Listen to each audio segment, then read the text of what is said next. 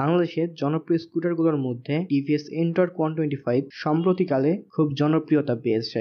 যদিও বাংলাদেশের scooter market বেশ ন্যারো, তেমন ভালো স্কুটার নেই, যেগুলো আছে তাদেরও দাম অনেক বেশি। এমন অবস্থা থেকে টিভিএস এন্টর্ক 125 বেশ ভালো কিছু অফার করতেছে। আসসালামু আলাইকুম everyone, welcome to my YouTube channel zero gears.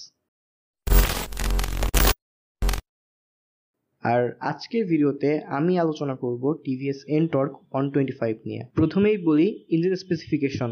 স্কুটারটাতে ব্যবহার করা হয়েছে একটা 124.8 CC single cylinder 4 stroke 3 valve air cool engine. এই ইঞ্জিনটা থেকে ম্যাক্স পাওয়ার প্রডিউস করে 9.25 বিএসপি অ্যাট 7500 আরপিএম এবং ম্যাক্স টর্ক প্রডিউস করে 10.5 নিউটন মিটার অ্যাট 6500 আরপিএম।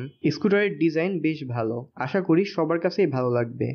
আপনাদের কাছে এই ডিজাইনটা কেমন লাগলো তা কমেন্ট করে জানাতে পারেন।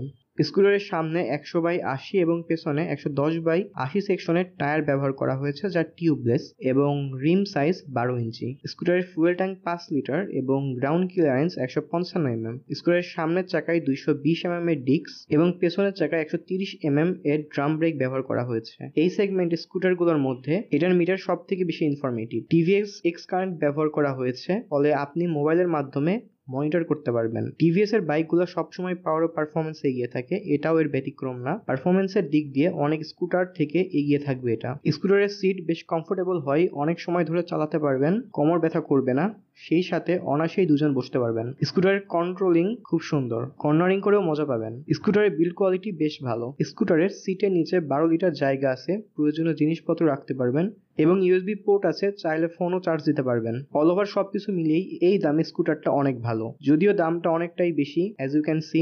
আজকের ভিডিওটা এই পর্যন্তই। ভিডিও ভালো লাগলে লাইক দিবেন আর অবশ্যই drive safely and keep watching zero gears. Till then, bye by.